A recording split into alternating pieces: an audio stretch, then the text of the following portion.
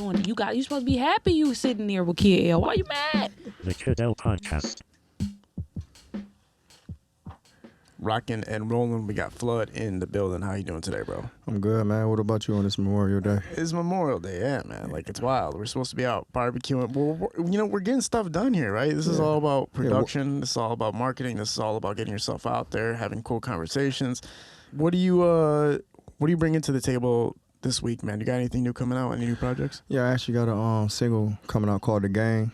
You know what I'm saying? I just performed it at Auntie House, about to put that out, you know what I'm saying? Releasing that. That shit should turn up in summer, so I'm looking forward to that. And I got a couple other songs that I'm trying to get popping. What's it like at Auntie's house, man? Everybody from Detroit's heading over there. What's going on over there? I had a good experience there. It was cool, you know what I'm saying? It was hood. It was cool, though. I liked it. They was professional. Everything was cool. Is there actually like an auntie there? Like, it actually...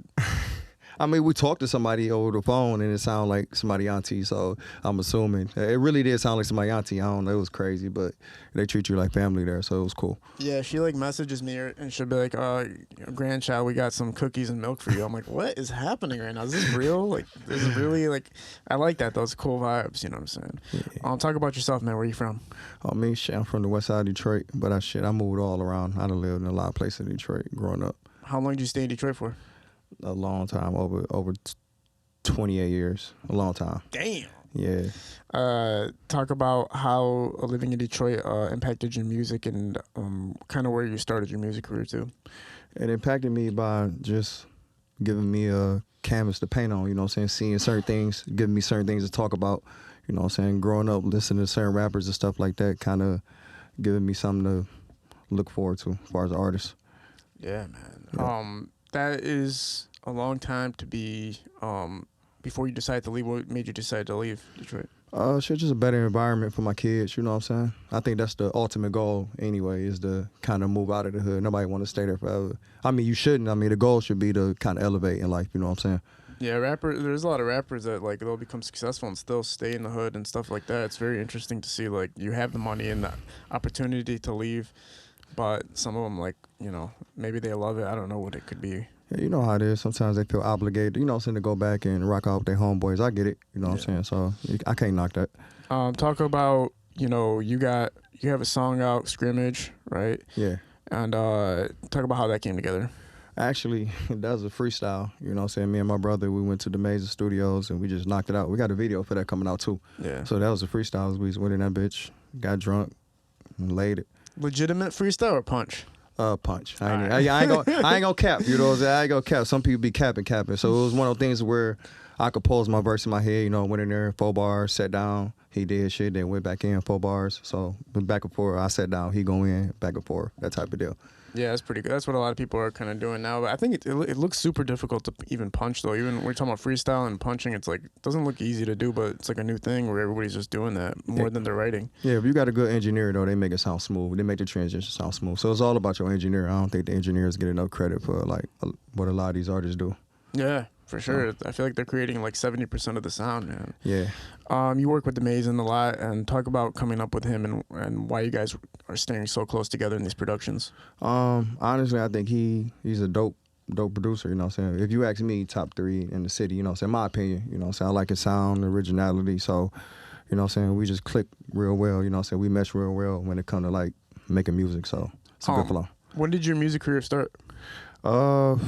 It started a long time ago, but I'm just kind of getting heavy into it now, you know what I'm saying? Once I'm like, man, niggas making money off this shit. I'm seeing it like, it's a lot of money to be made. Before, you know what I'm saying, I had the talent, I would walk around the hood, battle rapping and shit like that, in the studio every now and then, but to take it seriously, you got to realize it's a business, so now I'm getting into the business side of it. You see where I'm at, you know what I'm saying, doing more podcasts and stuff like that, popping out more, being seen more, but yeah, I've been doing it for a little minute.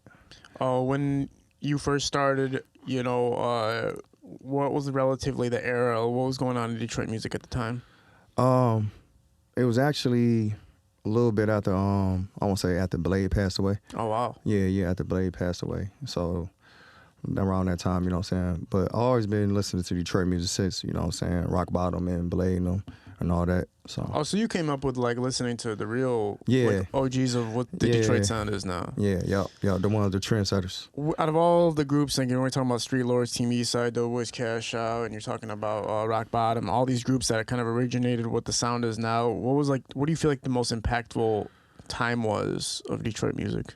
I can't put a pinpoint. I say all of it because everybody contribute and bring something to the table. You know what I'm saying? So every era, every generation has their own, you know what I'm saying, contribution. That's how I look at it. You know what I'm saying? When you listen to where we are right now, you kind of hear a little bit of everybody in everybody. So Yeah.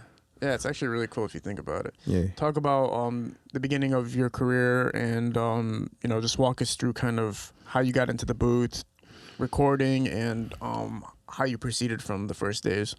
Actually, my homeboy Rico, when I moved off Dexter, I moved across the bridge, and my homeboy Rico stayed next door. And now, you know, we'd be hooping out, always be like freestyling. He's like, you know, my pop's got a studio. You know what I'm saying? I was like 12, 13. And he's like, you should go over there. You know what I'm saying? I'm like, I blew it off, like, whatever, you know what I'm saying? So finally one day I went over there, got in the studio, laid it. And I was geek after that, you know what I'm saying? I was addicted after that.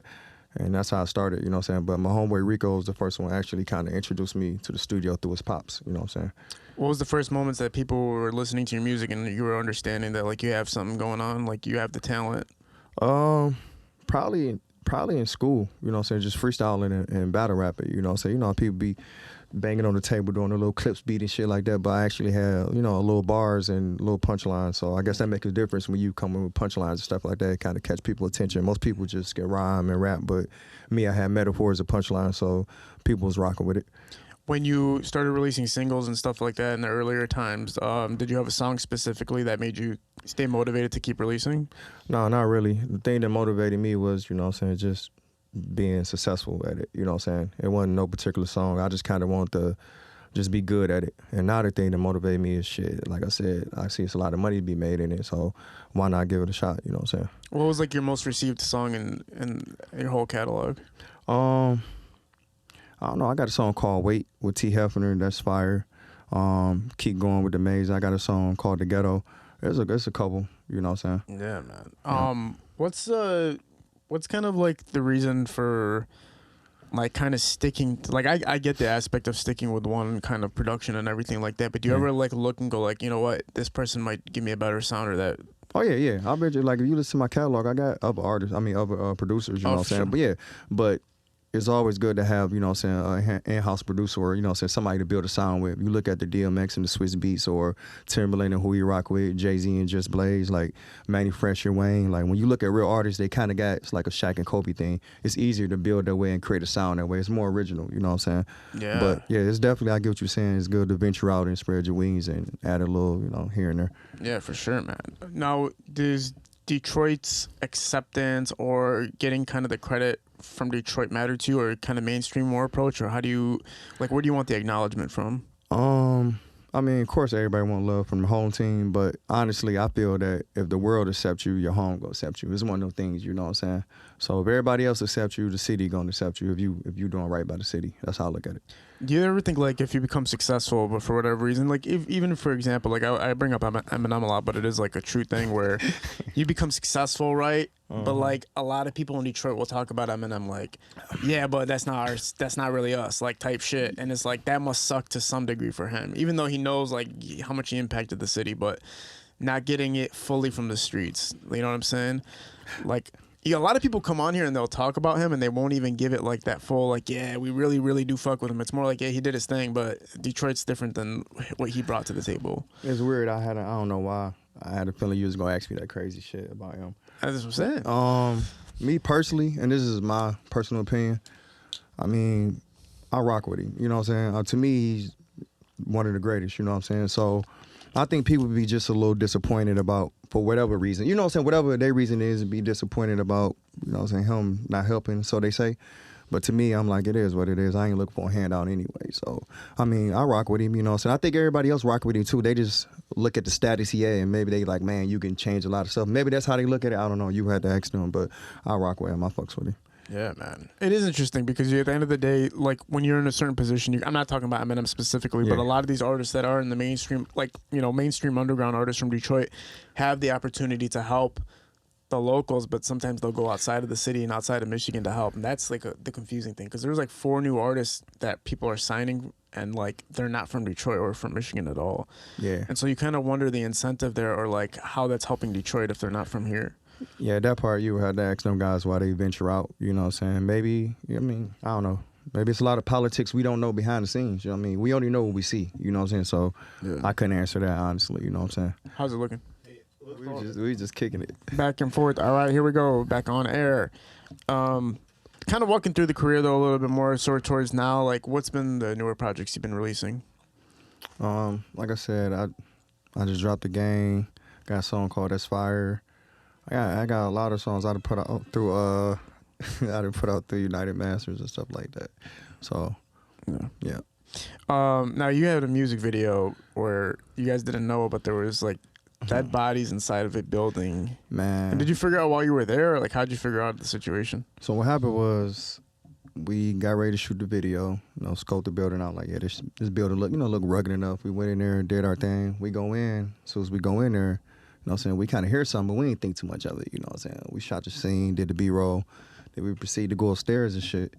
And well, I can't lie, man. As soon as we go upstairs, there's little kids with Pooh Shiesty masks on. They got scooters. They on electric scooters with the flashlights in the front because it's kind of dark in there. So they doing wheelies and shit, doing donuts. So I'm like, man, listen, y'all know it's dangerous in here. Y'all need to get out of here. So they look at us like, yeah, all right. And they just skirt off. But they probably ain't going nowhere. They probably stayed in the building because you can still kind of hear them. But yeah, after we shot the video, like not too long after that, my brother inboxed me the shit from I think it's Crown News and the D or whatever, showing that they was tearing the building down. There was bodies in there. I'm like, damn, I don't know whether they was in there while we shot the video or not, but that was crazy. When you're in there, did you feel any kind of weird vibes of the place? Not really.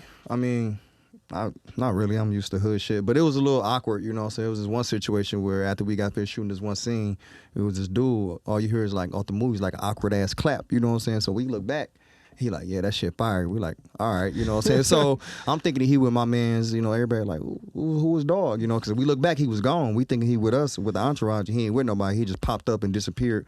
But he wasn't a fiend, a junkie, and he looked clean, but boy just dipped off, so I don't know. But there was a lot of shit going on. I could tell there was a lot of shit going on in that building. But on the outside, it looked just abandoned, but you go inside, that shit was turned. That's crazy. So from the outside of it, it looks like an abandoned building. Yeah. And inside there's kids on scooters. With Pooh Shiesty masks on, all type of shit. And then there's guys that are like clapping after your music video performance. Yeah, hype man. Random abandoned building hype man.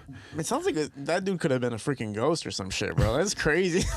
He just disappears after he freaking sees your music. That must have been fucking scary or some shit, bro. Yeah, the shit was just a little awkward, you know what I'm saying? Man, so like, yeah, that's kind of with the music video. You guys put it out and everything like that. Yeah, it's out. Man, that makes it kind of fucking creepy to watch now, but like kind of interesting too, right? Yeah. People definitely check it out. So you know what I'm saying? The song fire too, but yeah, it's out. Man, yeah, now I'm gonna have to watch it. Yeah, like you'll see the building and shit. You know what I'm saying? The same building that's on the Crime News and the D, same everything, background and everything. We in that bitch. We were talking a minute ago about some of your interviews you've done, and there was one story that stands out. You had an interview set up with MTV.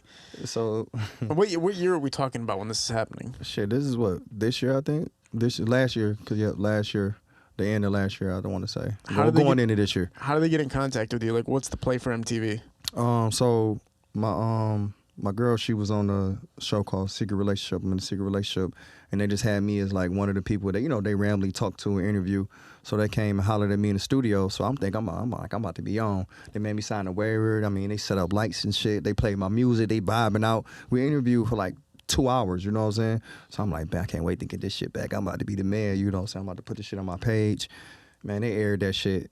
My ass was nowhere on the fucking, none of that. You ain't see none of that. I had like 2 seconds and they just showed me in the kitchen with a beater on. That was it. I'm like, that ain't the studio, you know what I'm saying? That ain't the music. So yeah, I thought it was up, but it wasn't. So you were nowhere to be seen? No. So and they paid me. So it was crazy. I'm like, they went through all that. I just knew I was on. I ain't gonna lie, because I was gonna run with that footage. Like, nigga, I was on MTV. Fuck what you talking about? Hey, and it ain't turned out nothing like that. But it's cool. So how much footage of it when you're watching it were you in it exactly for? Literally, probably like maybe no cap about I might be stretching it right now. 10 seconds. Now I might be stretching it. You know what I'm saying? But 10 seconds is not terrible though. That's not that bad. So you're on MTV for 10 seconds. But just imagine like 2 hours of filming. I'm talking, they was filming and they was cutting and they was, you know what I'm saying, powdering their face and shit, all type of shit. So I'm thinking like, yeah, I felt like Denzel for a second and it ain't go down like that. It ain't go down like that at all. Did you get everybody ready to watch it? Yeah, you know what I'm saying? I'm geek, you know what I'm saying? They had like a little watch party and shit, you know what I'm saying? After the watch party, everybody like, you know, it'd be quiet. You're like, damn, we ain't see you or that bitch, you know what I'm saying? So man, that must have been a blow to the stomach. Or at least you could say you were on that. Yeah, at least I could say I did it, you know what I'm saying? Yeah, man. So it's whatever. It's hard to even get on major productions, man. It's hard to get on anything. You know what I'm saying? Like, people think like you can just hop on these stations and stuff. They don't just like let anybody get on for any type of reason. You know what I'm saying? Yeah. So you gotta have a little bit of something to be a part of those things, man. Yeah, no, it was cool. They was professional and everything. I enjoyed the experience, or whatever, even though I ain't. But I enjoyed it. It was a good experience. You know what I'm saying? What's been the most difficult so far part about coming up as an artist in Detroit? Coming up. Well, I think now is a great time. Like for anybody who want to rap and you live in Detroit, now is the best fucking time ever because everybody watching. Everybody watching Detroit. Detroit is the new thing. You know what I'm saying? From fashion to, you know, they run it with the beats, they run it with the slang, everything. So now you should, as long as you do what you're supposed to do as far as, you know what I'm saying, posting and shooting your videos and good content, you should be good, you know what I'm saying? Especially from Detroit, that name hold weight itself. You tell somebody you're from Detroit and you do music, okay, that name hold weight right now, you know what I'm saying? Yeah, that's facts, bro. Detroit is like, you're a representative of Detroit, right? Yeah. At the end of the day, if you're a Detroit artist or if you're doing anything in Detroit, you're a representative of the Detroit entertainment scene. Mm-hmm. And so how you put yourself out there is how people reciprocate the city. So it is kind of important to, you know, kind of put yourself out there the right way because you don't want to misrepresent the city, especially because it holds such like a, there's so much, from an outsider's perspective, there's so much intrigue in Detroit, right? From the realness of it, from, you know, the realness of it in a way that, you know, I don't want to talk about right now, but then there's also realness of the people, the culture itself.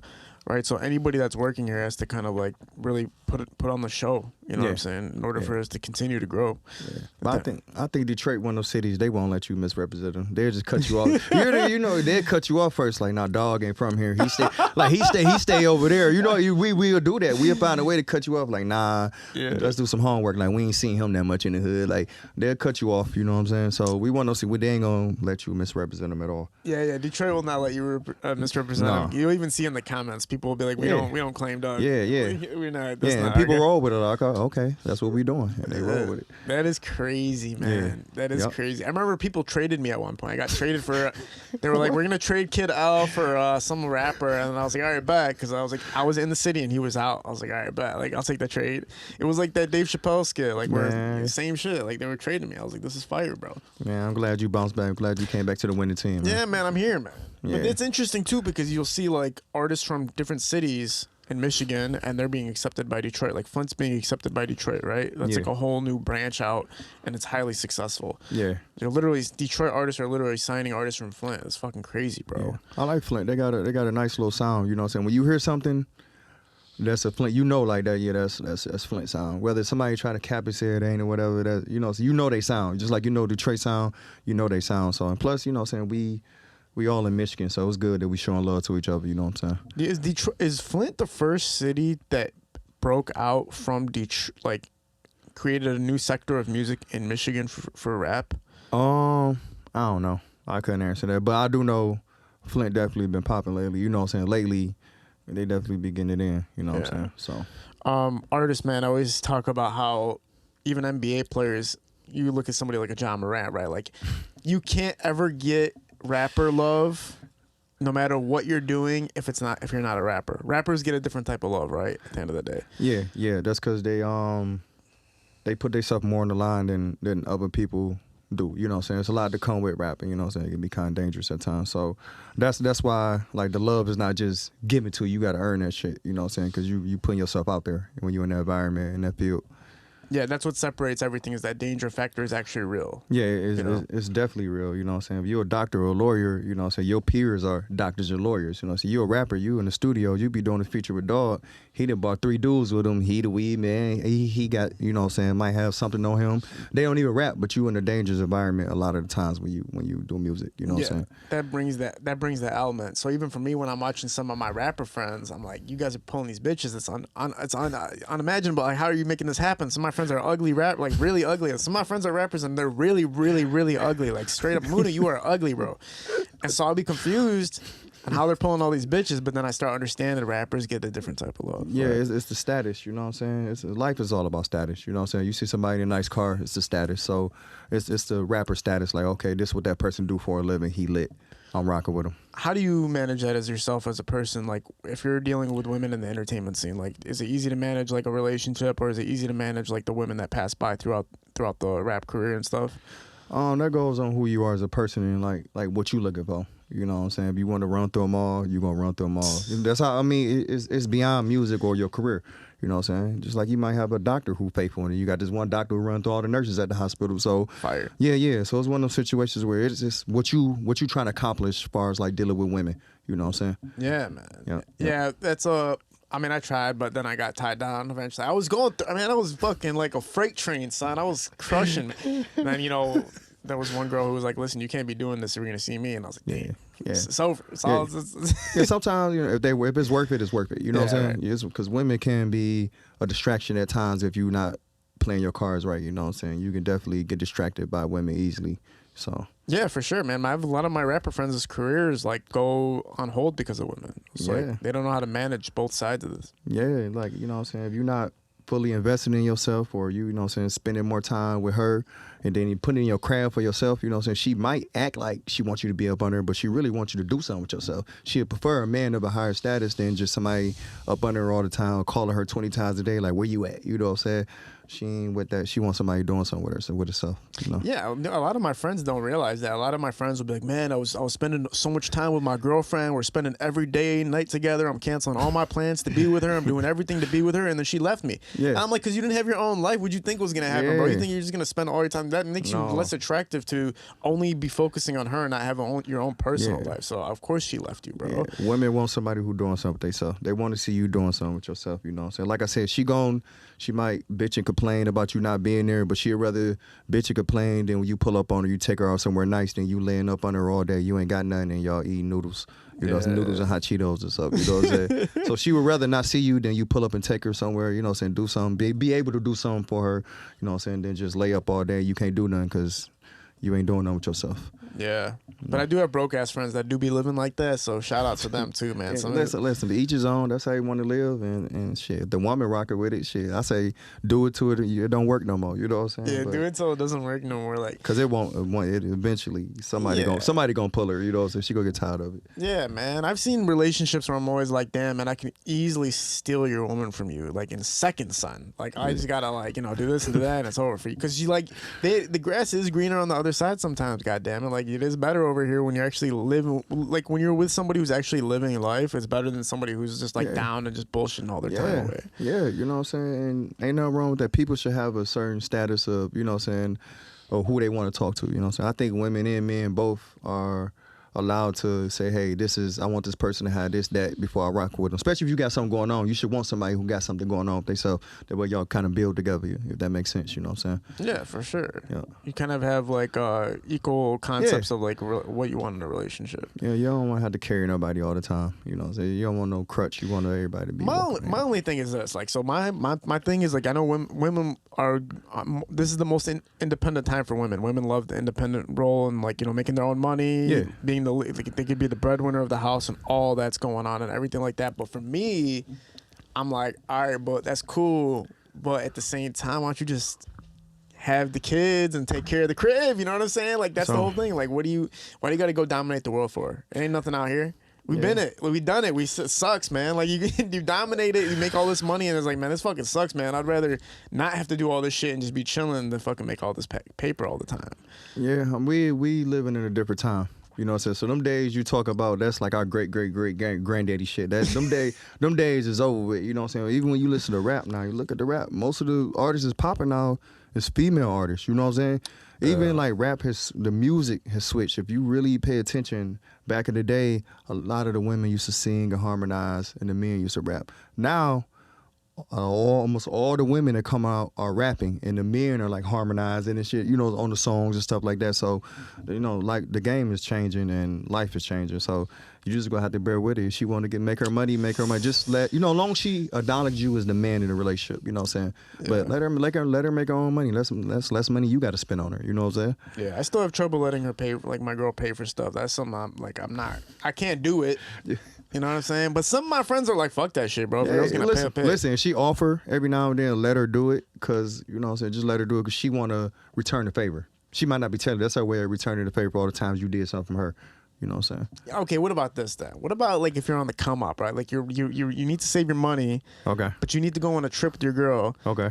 How much are you paying for as far as the trip's concerned? Like, we're talking about plane ticket and like not splitting the hotel and not splitting the food, or like how does that work? If you want to come up and you try to do something, you know, you're trying to make moves, right? And you can't just be spending like all willy nilly, but you want to go out and. So if she really your girl, she understand like, listen, I'm gonna pay for some of this, but you know what I'm saying, I'm gonna need you to contribute so we can continue to do what we got to do. She need to be able to see the bigger mission, you know what I'm saying? Like, if you want to come up, you ain't got time to be spending all your money on trips, and that's the same thing I say about getting distracted by females. That's like a distraction. You want to come up, but now you paying for everything, the trip, the hotel, the food, like, you know, so that ain't gonna work. Y'all need to be able to build together. That's part of building, you know what I'm saying? Yeah, I think like the plane ticket, all right, you got to pay for that plane ticket for sure. Yeah, you want her to go. Yeah, you can't make it like, yeah, you go pay to get out there. Like, no, it don't work like that. Maybe she can pay for, you know what I'm saying, the food one night or something, or, you know what I'm saying, or put something on the hotel or something, you know, or buy her own whatever, her own souvenirs or some shit. Who the fuck knows, you know? Are you like that? Are you the type of person that like are you like fully, I'm paying for everything? Or are you like the person that's like, all right, you know, time? I mean, I'll pay for it, but if she offer, I ain't gonna turn it down. Damn. I ain't gonna turn, but I'll pay for it, you know what I'm saying? And if I was really rich, you know what I'm saying, like some of these ballers out here, you know what I'm saying, she wouldn't have to pay for nothing. You know, if I was rich, you know what I'm saying, but I ain't rich, so, you know what I'm saying, she offered it, I'd be like, okay, because the nigga's still on the come up. And like, you know, a lot of people go to the gym, right? Yeah. To be fit enough that when the woman falls in their place, that's like the opportunity, right? Like, I look good and everything like that. Yeah. This is my way. And I feel like with rap, it was the same thing, only they used rap as the medium, right? So like, dudes were rapping to get girls, and then once they got the girl, they quit rapping. But the motherfucker was fire at rapping, and it's like now he's like, he has no motivation because he's got the girl. I ain't never seen nobody like that. I mean, me personally, maybe you done ran across maybe more rappers than me, but I ain't never seen nobody like that. That's the reason they stopped rapping, because they got the girl, you know what I'm saying? Normally, I mean, even with celebrities, when they get, you know what I'm saying, these famous high-profile women, they continue to rap. They don't just stop, you know what I'm saying? Sometimes they do slow down, you know what I'm saying, because they start caking more, but, you know what I'm saying, they don't just stop. How do you know so much about relationships, man? Would you go to, like, were you a therapist at one point or some shit? Like, no, I'm just a man, just human, you know what I'm saying? I'm quite sure you know a lot, too, once you sit down and analyze it, you know what I'm saying? Yeah, when I was going crazy, yeah, man, I was understanding a lot. The more you deal with women, the more you kind of, you know what I'm saying, learn how to handle things properly, you know what I'm saying? What's, like, the most, when you do look at relationships, what is, like, the biggest concern that you see, or something that is like a commonality that you see in relationships that can be fixed easily? I know women don't like when men play the game all day, so I'm about to flip that shit. They don't. I get it, you know what I'm saying? I get it. But men don't like when women scroll all day on their phone, you know what I'm saying? So that shit can be kind of annoying too, you know what I'm saying? You with your girl and, you know, she addicted to IG or whatever, and she scrolling, ain't even looking at nothing, just scrolling or whatever. And then so she's scrolling, so that's going to make you hop on the game. You're like, shit, I'm about to hop on the game or whatever, you know what I'm saying? So just certain things are like paying more attention to the person you with while you with them, you know what I'm saying? Because a lot of times I feel we don't do that. We do that as a society. Like, all of us right now, we can go out to eat, and I guarantee you we can't sit down an hour without somebody breaking out their phone. Yeah. All of us might be on our phone, you know what I'm saying? Just waiting on the waiter to come. All of us not talking to each other on our phone. So I think that shit is definitely detrimental to relationships nowadays. Is that the phone? You know what I'm saying? We don't pay attention to the person we with enough.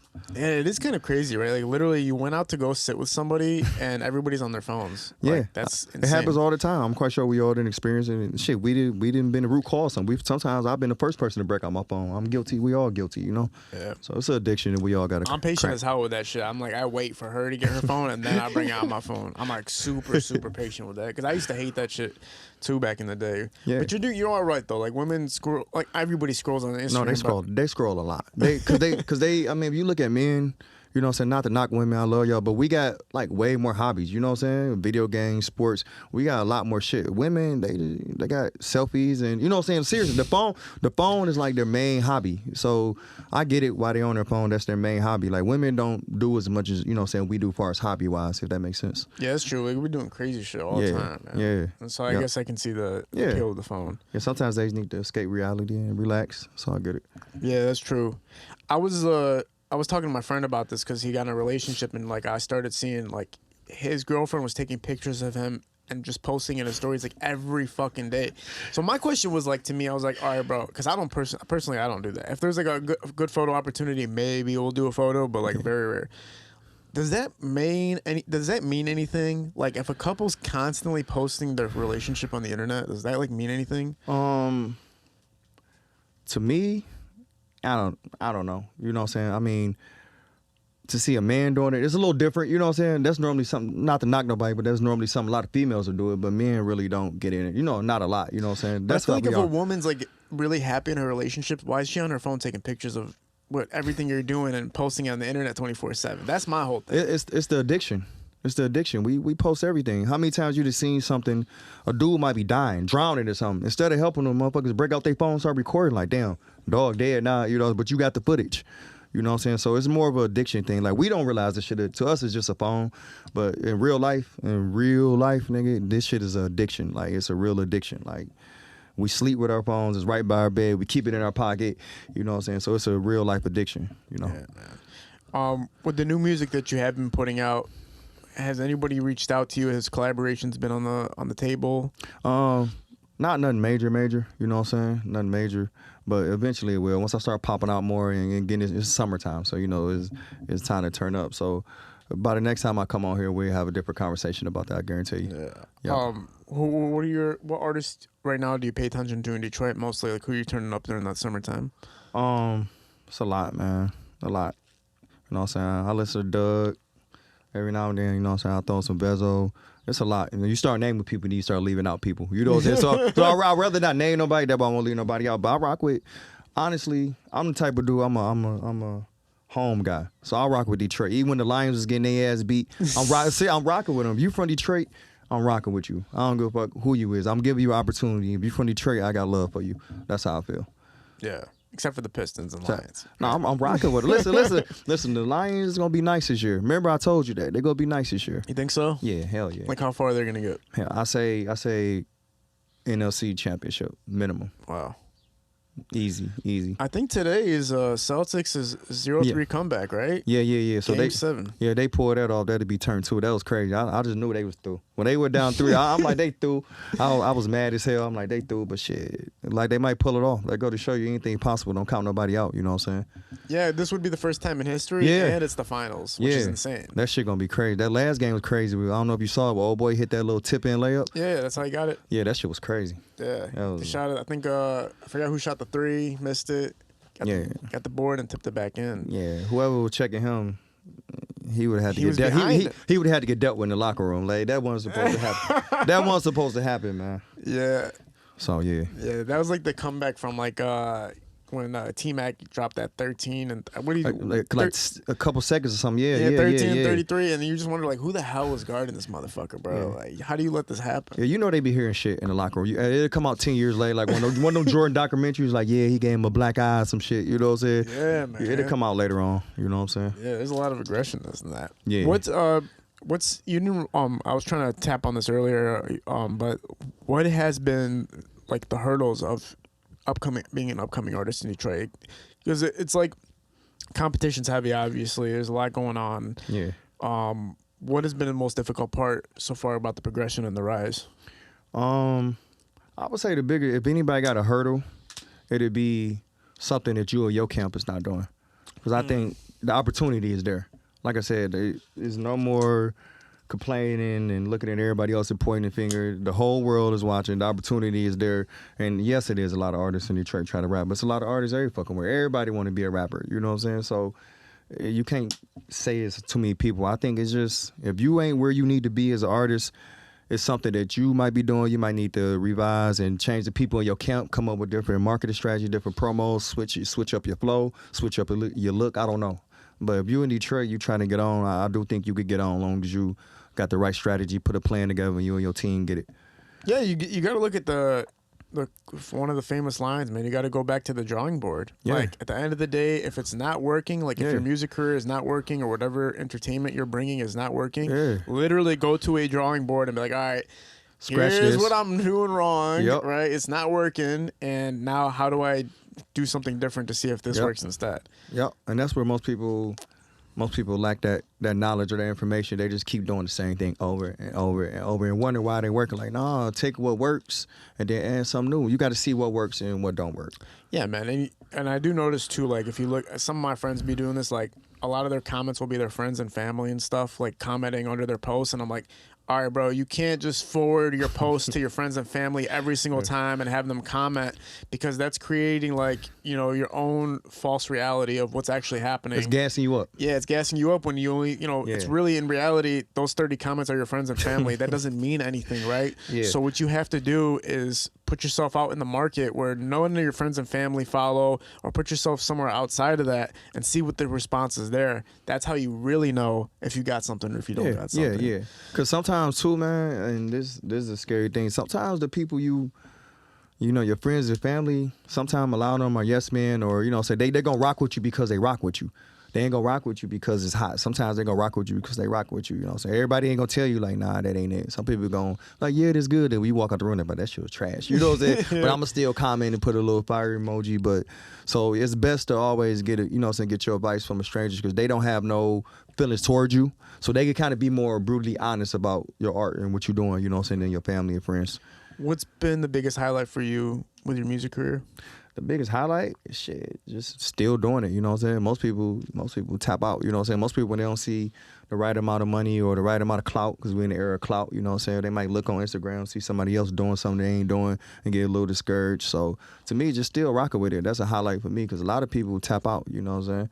So just stand down with what you do and just rock with it. Yeah, that's a good point. Nicki Minaj just made like a really good point about that. She said, in my era, it was all about talent. Mm-hmm. And she said now in this era, it's all about fame. Like, you get famous just for being popular. Man, listen, how many times you go on somebody's page or artist you watch, and you go on their page, you can look at their last 5-6 posts.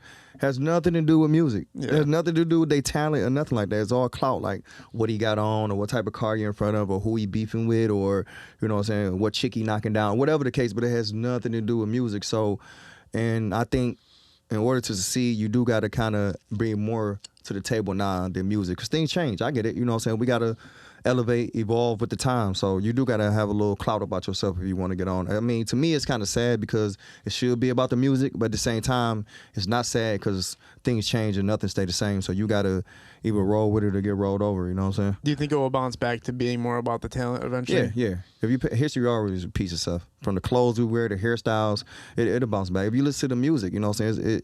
It's kind of coming back to bars a little bit, not as much, but you remember there's a point where motherfuckers was dancing all the time. You know what I'm saying? Dancing all the time and different type of music. So it'll bounce back to the talent. But then again, with the phone, you never know. With the era of clout, with the phone in your hand, you never know. Yeah, it could get crazier. It could get worse, for sure. Yeah. What do you think the most, because you know, you've been around for a while, and especially in Detroit, what do you think the best era of fashion was in Detroit? The best era of fashion? I don't know, man. Because nowadays, people try to use money to buy drip. You know what I'm saying? People try to they'll buy something expensive, some $1,500 shoes, but them bitches, they ugly. You know what I'm saying? They ugly. And then, you know, I be seeing people come over and try to get on you, but sometimes I be looking like some of this shit. You know what I'm saying? It's other people y'all should be getting on for spending all this money on this crazy shit, and it's ugly, but, you know, so it's a acceptance things. People look at it like, okay, them shoes is $1,500, depends, bye-bye. like button. He fired right now.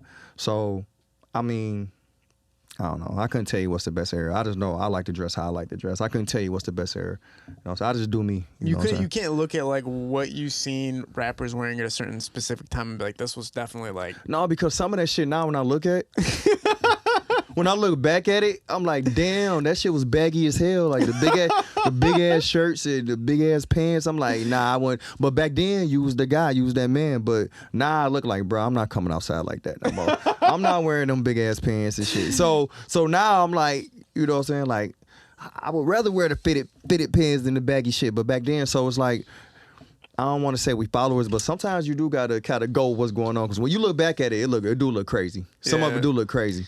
Yeah, white tees and shit. Yeah, man, them white tees was down to their ankles, man. That shit was looking like a Ghost or Pac-Man or some shit. So. It must have been the simplest time though, right? Because all you needed was a white tee, some pants. Yeah, I still rock white tees. I'm still a white tee and Nike dude. You know what I'm saying? I love white tees. Yeah, but you can only do the white tees with the buffs, right? Like you can't do white tees without buffs. Can you do white tees? Yeah. If your sauce right, you can put on just some clean. You know what I'm saying? Clean pair of shoes. Yeah, you could do it. Yeah, you could do it.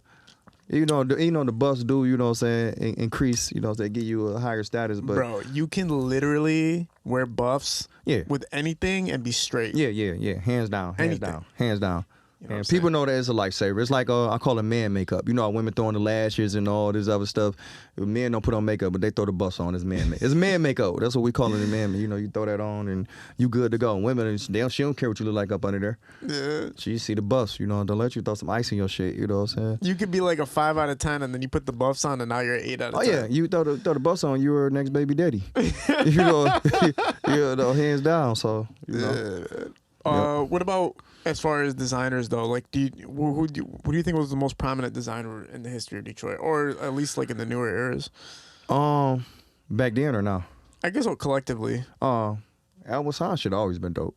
I don't know why Elvis Sign should always been dope. There's a lot of people out there doing some stuff, you know what I'm saying? Wealthy going crazy right now. It's a lot of, like I said, if I start naming people, I forget people. Yeah, but like I said, once again, I rock with anybody doing something positive, anybody doing something legit, anybody trying to get some legit money out here, anybody who actually hustling, putting themselves out here, I rock with them. So sure. I'm proud of everybody doing their thing and, you know what I'm saying, getting it popping out here, especially in the clothing. Because like I said, there's a lot of clothing lines out here from the D. Facts. Yep. Is there anything you want to talk about before we chime out? Shit. I think we didn't touch mostly everything, but shit, I appreciate you for having me and shit. We can ask her too. Is there anything you want to talk about before we sign off? Yeah. Remember the Jay-Z and the Beyonces and the about how women add to how women add the men's status, you know what I'm saying? We talk about that. I just find it crazy that, you know what I'm saying, like if Hov pull a Beyonce, is everybody like, yeah, you know, Hov pull Beyonce, and nobody never say like Beyonce got Hov. You know what I'm saying? Like he was just a slouch or something like that. So that's why I said like you could tell a lot by a man by the woman he with. You know what I'm saying? Like if I see you or your girl busted, you know what I'm saying? Like you said, you saw somebody, you just seen somebody girl before, like I could easily pull her. So that says, I ain't trying to be funny, but it says a lot about him. You know what I'm saying? So I think you can definitely tell a lot about a man, you know what I'm saying, about a chick he rocking with, you know what I'm saying? Yeah, I mean, that's the thing too. I've met women, I've had friends that like could pull 10s, but for some reason he'll like be dating a 4 or a 3, and I'll be like super confused by the situation, and then I realize like, damn, you are in a depressed state in your life too, though. So this kind of makes sense. Yeah, so you can see where he at, you know what I'm saying? So you can definitely tell, you know what I'm saying? And so it's one of those things to where like you just got to be, because you can't live without them. So you got to be weary about how you deal with women, like I said, with the whole distraction thing, and make sure you're doing it right. You know what I'm saying? It's like chess. I don't know if you play chess or not, but okay, so you know that the queen is the most powerful piece. She can move around. The king, he kind of ass. He knows that, but you can lose your queen, and if you know how to play right, you can still win the game. And then you can actually, if you make it upside the board, you could get another queen. But if you lose your king, the game is over with. So never lose yourself in the process. You know what I'm saying? Always keep your head on right.